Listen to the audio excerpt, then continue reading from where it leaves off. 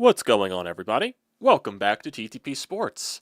And as we basically are gearing up here for what? I guess you can consider this Flyers After Dark. I really guess you can consider that since it's 12 o'clock. The game wrapped up a few minutes ago. Flyers take down the Chicago Blackhawks by a score of 3-1, and they wrap up this back-to-back that they had going into the Christmas break with 2 wins. After, the very annoying games in Buffalo, the very annoying game in Madison Square Garden against the Rangers, the team did respond. The team did respond to that. They won 2 straight, had a very strong game against a very bad Vancouver Canucks team, even though Vancouver going into that game was, hot. I guess you could say they won a lot of games in a row going into that game. And then, granted, Chicago, they're shorthanded in this game. They don't have Connor Bedard. They don't have a couple of some other guys. But still, it's the second half of a back-to-back. Traveling to Chicago, there's going to be some fatigue in there. You've been playing a lot of games in a short amount of time, and it's the final game before the break, so there's going to be a little bit of weirdness going along in there. And also, you're starting Sam Ersson in net, so anything could happen in those situations. Won 2 in a row. You won 2 in a row. You won 2 in a row. Head off strong going into the Christmas break, the holiday break, and also, standings-wise, you're second in the Metro. You're second in the Metro going into the break. I mean, you can't put yourself in a better spot. As much as I do harp on this team, as much as I do skew a lot of things negative with this team, I can't deny where they're at in the standings. They're second place in the standings. The points percentage speak for themselves, even though I do think there's a little bit of things there that, do scare me with the regulation wins and all that stuff. They do have very few regulation wins, even though the past 2 games they've gotten 2 regulation wins. They find themselves second place in the Metropolitan standings. They're 1 point behind, or 2 points behind, actually, the Carolina Hurricanes. Carolina Hurricanes, they got 47 points. Flyers, they have 45 points. Flyers, they're now 19, 10, and 7 going into the holiday break. And, like I said, you can't really ask for much. Be in a spot that you're in right now. And go off on a high note. Go off on a high note, which is a very good thing. And then really we'll just go over the past 2 games just to see where things gone. So we, last talked about the Flyers after that game against the Rangers in Madison Square Garden where they really let one slip. They let 2 points escape from them, only got 1 point, and that was a major because of Sam Ersson just being brutal in the nets, allowing a lot of very, very, very, very, very bad goals, and the power play just could not convert twice in the overtime. They go against the Vancouver Canucks, score a lot of goals. They win that game by a score of 5-2. A lot of things that were very intriguing in that game. The fourth line stood out. Trevor Zegras continues to expand his point streak. He did that in both of these games today, actually. So Trevor Zegras just continues to get points on the board right there.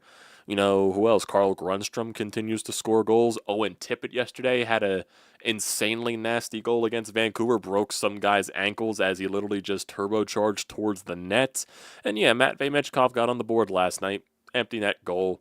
But, it was good to break his goalless drought. And for tonight in Chicago, you get yourself a power play goal. You go up 2-0. Yeah, you're thinking to yourself, Sam Ersson's playing solid. Only allowed 1 goal, and I still think that 1 goal was a little bit questionable. Still only allowed 1 goal. You did allow a penalty late into the 3rd period, which, Chicago had a chance to tie the game. You kill off that penalty, and Chicago probably did the dumbest thing in the world by pulling the goaltender for some reason when the Flyers had possession of the puck, and it was literally just the easiest goal that Carl Grundstrom could have scored to put the Flyers ahead 3-1 and basically just ice the game off. That was the dumbest thing in the world that I've ever seen out of Chicago. I have no idea what they were doing in that sequence. I have no idea why they pulled the goalie in that sequence.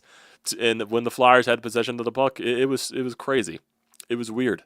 It was weird. It was very, very, very, very, very, very, very, very, very, very, very, very, very weird. So, hey, you got 2 wins going into the break. You put yourself second place in the Metropolitan Division standings. Now, it actually does look like you're starting to take, care of business with this schedule that you are in, which is, a lot of weaker teams that you are facing. It was very annoying when you lost, to a team like Buffalo, even though Buffalo is one of the hottest teams in the NHL right now. I think they have a 7-game winning streak, if I'm not mistaken. You let a point, 2 points slip away in Madison Square Garden against the Rangers team that cannot win on home ice. That was very annoying. But then you also look at some of the other games in this stretch where they are playing very beatable teams. Carolina, they're a good team, but you managed to get a point out of that on the road. You beat Montreal, who's a very beatable team. Then you had those 2 losses in a row, but then you come home on the 22nd last night to beat Vancouver 5-2. Nice response to the game in Madison Square Garden, and you had a back-to-back where the Flyers in recent history, they struggle with back-to-backs, especially on the second half of a back-to-back. They rarely win 2 games in a row, especially in a back-to-back. And they did do that. So I got to give them their props. I do got to give them their props. So good on them. Good on them. And there definitely was a lot of things, going into yesterday's game with the whole Rick Tocchet thing, talking about how he's getting, tired of hearing Matvei Michkov questions, and that sent a lot of things into a hayfire, basically, from that. And it's like, I can understand why Rick Tocchet gets frustrated, because he's a lot of people just want to know what's going on with Matvei Michkov and why he's struggling. Like, you signed up for this. Matvei Michkov is supposed to be the face of the franchise. That's what the team anointed him as, being the future face of the franchise. A lot of fans are going to want to care about him in the media. The media is basically that outlet to get answers from the team about what's going on with Michkov. And, yeah, Tocchet should have been prepared for that. So it's not really a media problem at the end of the day. They're doing their jobs, and I don't think a lot of the questions that they asked yesterday were anything malicious. I think they were very honest and, very warranted questions. And, Rick Tocchet let his frustration get out. I can understand why he feels like that, because, the team is playing well. So, why not talk about the positive things that are going on with the team? So I can understand both of that. I definitely can. But it definitely sent a lot of the Flyers' social media into a hayfire. So that was definitely one of the more interesting things coming out of last night. But, they get themselves a win. Nikita Grabankin had himself a good game yesterday against Vancouver, had himself a goal, had himself a nice assist on a Carl Grundstrom goal. Christian Dvorak pots one into the net, Owen Tippett with that nasty goal, and then Matvei Michkov with the empty netter, Dan Vladar in the net yesterday, which was very good considering he was day-to-day with an injury going into the game against the Rangers. So thankfully that wasn't a miscalculation by the Flyers, and he ended up being out for 5 months like some other players do when they get injured on this team. So that's very good for Dan Vladar. So he'll definitely get a lot of days off here before the next game in Calgary, I think it is. Their next game coming out of the break, which is not until Sunday, if I'm not mistaken. And then for today's game, Travis Konechny, he gets the first goal of the game, a nice setup from Trevor Zegras. Noah Cates got a beautiful setup from Travis Konechny on the power play in the second period. He pots one home in there. The Blackhawks, after the Flyers got a power play, and this game was very rough. This game was very chippy. These teams did not like each other. There were some rough hits. There were some scrums. This game was crazy. And like I said, this is the last game before going into the breaks. A lot of crazy crap can happen. So there was some animosity in this game, and there was a lot of scrums. Denver Barkey, takes the penalty when the Flyers are on the power play. That sends everything into a frenzy. Blackhawks force a 4-on-4. They eventually score. It's Ryan Donato, making it a 2-1 game. Then you go into the intermission. Apparently, Denver Barkey didn't play in the third period, so hopefully that's just a precautionary thing. And then Travis Sanheim took a nasty hit in the third period where I guess he didn't return to the game, or it was actually he took a nasty hit at the end of the second period where the Flyers got on that power play. Then eventually Barkey took that penalty. So whatever it was, Sanheim didn't come back to the game. Barkey didn't return to the game. So you were playing shorthanded with 2 people there, and you still found a way to get a win, which was very crucial in that point as well. And look, good for Sam Ersson. I'll say good for Sam Ersson. He has been getting shit on, and rightfully so recently, because he has been very bad. He has been very bad this season. He's been one of the worst goaltenders in the goddamn National Hockey League. So all the scrutiny that he is getting is very warranted. And of course, today I edited a thing for Snow the Goalie from their radio show tonight about the backup goalie issues. And of course, I schedule that out for Friday. And of course, Sam Ersson has himself a nice game once in a while. So of course that's the thing. But he makes 20 saves on 21 shots. He did make some crucial saves in this game, which was very huge. He made a huge glove save in that third period where it was a point-blank chance in those situations where Ersson usually does allow a goal. So I got to give him credit where credit is due. He did have a very good game. It just also comes to the fact that are the Flyers can the Flyers rely on him? And can he give you these types of starts? Yes, he can. It's just like you never know when it's going to happen because there's like so much bad mixed in there with Sam Ersson. It's mostly bad. It's been getting worse and worse and worse every single season, it feels like, with Ersson. And you rarely see these good games from him. And you're just so afraid that he's just going to be allowing all these weak goals. So, had himself a good game today. I'm not going to knock him for that. But that question is still going to loom large as the season goes along. Are you going to be able to rely on a guy like Sam Ersson? That's going to be a major question mark. It definitely is.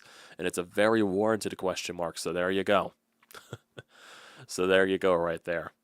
So let's see. What else is there? Jim Jackson points out on Twitter, don't look now, but the Flyers head into the Christmas break second place or higher in the division for the first time since 2011-2012 per the National Hockey League. They're top 6 in the overall NHL standings and points percentage, on pace for 103 points. A long way to go, but it's an impressive first 36 games overall. It definitely is something worthy to point out. Like I said, I've been, a little bit harsh on this team, but there definitely is, a little bit of a method to the madness here. There definitely is. I'm not going to knock them for that. Definitely not. No. Excuse me there. And yeah, if you do look at the league standings, Flyers do rank 6th. Of course, obviously, they don't compare to teams like the Dallas Stars. They don't compare to teams like the Colorado Avalanche. They don't compare to the Minnesota Wild right now. They're definitely like far in separation from those teams, but they're 2 points behind Detroit, who's 5th ranked in the league. They're 2 points behind Carolina. Excuse me there. Of course, the sneezes start to happen. So they're right there. There is a lot of there is a lot of, there is a lot of parity in this league. There are very few separation in the points right now, which is definitely something that's worth to point out, obviously. But they're up there. They're definitely up there. I just wish the power play was a little bit better. Power play did score today. Power play did get a goal today, so they did. They did. But that power play, man, that power play is shitty. That power play sucks. They did score today, so I'm just, man, I'm not gonna kill them on the power play today. But it is something to talk about on that end, in that point. But what else is there? What else is there? Give me a second, guys. I gotta blow my fucking nose, so I'm gonna put the freaking do this.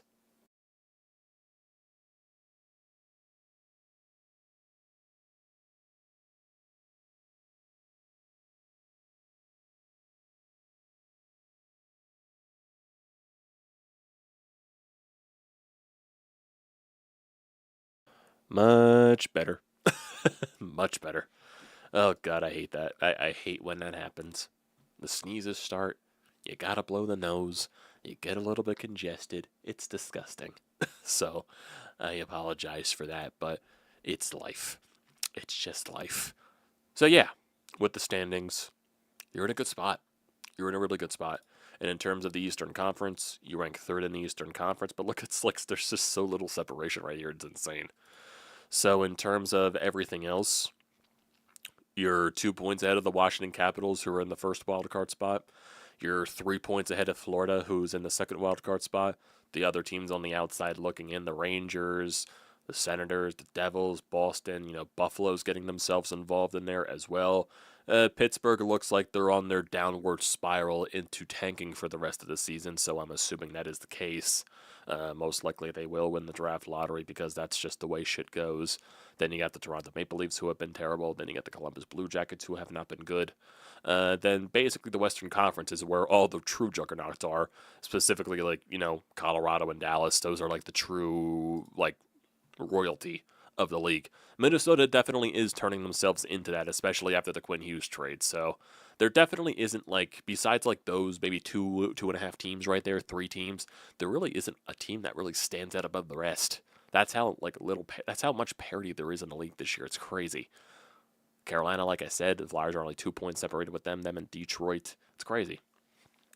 Detroit, they're ranked 5th in the league with a -2 goal differential. Their goaltending has been terrible. They've just been winning games. They can score. They can score. They allow a lot of goals, but they can also score. So it's crazy. That is crazy. What else is there? Who's the worst team in the league right now? Chicago. Chicago is the worst team in the league. So, yeah, you have been playing the worst teams in the league these past 2 games, but you got to take advantage of that. Damn, Winnipeg's the third worst team in the league? Holy shit. Holy shit, Winnipeg. I did not think they were that bad.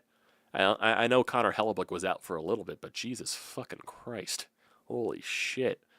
Calgary has been winning more. They're like the 4th worst team. Seattle's there, St. Louis, Nashville, Columbus, San Jose, Toronto. So, yeah, the Flyers are definitely up there. They've been more of a playoff team than they've more been not this year, so they're doing something right. They definitely are. I don't want to sound like I'm being negative here. I sound like I'm being negative. But hey, they deserve their praise. They deserve their praise. They definitely do. They're doing something right. Rick Tocchet's doing something right with this team. He definitely is. So, hey, can't ask for much more right now. It's been a very long time since the Flyers have been really like deep into playoff discussions. It's been a very long time. So, we'll just see where this goes. And there's definitely still a lot of winnable games coming out of the break because they start their first game coming out of the break is on the 28th in Seattle. Then they play Vancouver and Calgary, so those are definitely 3 winnable games right there coming out of the break. And probably their toughest game will be against Edmonton because Edmonton has actually been on a heater recently, I think. Let me see, where is Edmonton in terms of the standings? Edmonton, they're 44 points on the year. They're 19, 13, and 6. They're 7, 2, and 1 in their last 10. They've been very good on home ice. I believe Leon Draisaitl had a hat trick, and Connor McDavid is back to being Connor McDavid because he definitely struggled to start the year, but he's definitely been in the past few weeks. He's definitely been more Connor McDavid. So he had 5 points tonight, if I'm not mistaken, 4 assists, 5 assists, or something like that. He had something like that. So Connor McDavid definitely back to being Connor McDavid. That's basically the summary right there. So yeah, and then basically after that. Let's see. So after that, Western Canadian road trip plus Seattle, coming out of the Christmas break into the new year. You come back home, you play the Ducks on the 6th. That'll be a very tough game against, Cutter Gauthier returning. The Ducks have been good this year. Toronto, Tampa Bay, twice at home for some reason on the road. That is weird. That is very weird. Then you go on Buffalo, Pittsburgh, Rangers at home, Vegas on the road, so then you go out to the West Coast again, Vegas, Utah, and Colorado there. Then you have the Islanders at home, Columbus and Boston on the road back-to-back on the 28th and 29th of January. You play the Kings at home on the 31st. You play Washington at home on the 3rd, and then you play Ottawa at home on the 5th. And that's the 5th of February is the last game before the Olympic break. And that's like a 3-week span thing of being off right there. So it's going to be definitely a very interesting month of January when we get there. Definitely going to be very interesting to see where this team really plays at. Because if you could keep yourself in a playoff spot come the Olympic break, you might be in a really good spot going towards the end of the season because who knows? Who knows what happens there? So we'll see. We'll see because that definitely will have a lot of discussions towards trade deadline and all that stuff. If the Flyers are going to be buyers at the trade deadline and everything there. So we'll see. We'll see. So, definitely could be a very interesting time. Let's just see if they keep up that pace. We'll see if they keep up that pace. Now, in terms of the stats of the Flyers right now, going into the break, I'm not sure if this is updated after today's game. I don't know. I'm not sure. Let me see. So, 36 games. So, it's not officially updated. So, Trevor Zegras, he would have 37 points in 36 games, 15 goals, and 22 assists right there, so he's been very good. Travis Konechny, he's definitely been playing a lot better as of lately, scoring a lot more goals. He's been getting the points up there. Christian Dvorak has been very good for this team. Owen Tippett, he's got 11 goals, 11 assists. Matvei Michkov, he's got 20 points in 35 games. Noah Case has been very good for you. He's a plus 13 on the year. That is crazy. Travis Konechny's a plus 10. Jesus Christ. Sean Couturier, 19 points. Bobby Brink, 17 points. Travis Sanheim.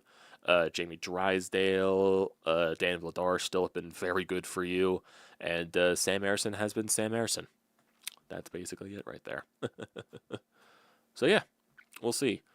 Hopefully the thing with Bobby Brink isn't serious. Hopefully that was more just a precautionary thing. So I'm not sure if Rick Tocchet said anything. I'm sure they've been talking to him right now, but not really seen much on that standpoint. Haven't seen much, so we'll see where everything goes. We'll see where everything goes. So, in terms for the rest of the week, obviously, this is a holiday week. It's Christmas Eve now. It's December 24th, as the clock struck midnight. So, Merry Christmas Eve to everybody.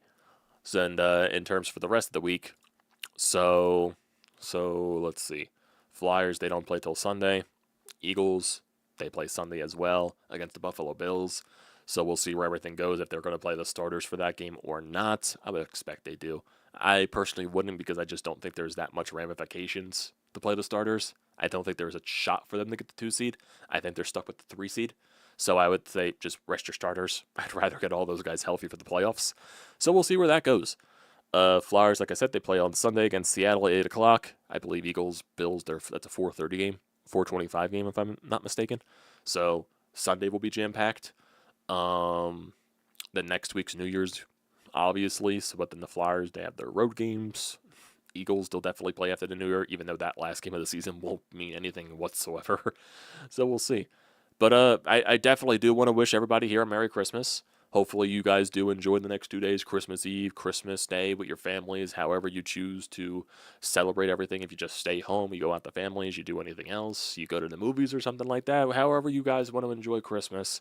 Hopefully everybody here has a very Merry Christmas. And then once we get to the New Year and everything like that, hopefully everybody has a Happy New Year, but we're still a week away from that. So we probably won't be back here until Sunday, bearing any type of breaking news or anything like that. So, yeah, definitely stay tuned for all that stuff coming up Sunday. But hopefully, rest of the week, guys, enjoy your holiday. And, Michael, I see you in the chat right here. This is why Sam Harrison is not our starter. At least we're in the Christmas break positive note, unlike the Sixers. I want the Flyers to be in the same league as team as the Avalanche Stars someday. I want the Flyers to be a juggernaut. So what do I, man? Merry Christmas Eve. Now watch the Cowboys finish 8-1. Hopefully you, Michael, have a very Merry Christmas. Hopefully everybody that tunes into this and has been tuning for the entire year, subscribers and everything like that, hopefully everybody here has a Merry Christmas. Enjoy it with your families. Do everything possible. Hopefully you all enjoy it. We'll be back here Sunday, bearing any type of breaking news from the Philly sports world. So yeah, enjoy the rest of your week, people. Don't forget to leave a comment in the comment section down below. Don't forget to drop a like. Don't forget to hit the subscribe button. It does me a great deal of service. So, that'll do it for this week, everybody. Enjoy your Christmas.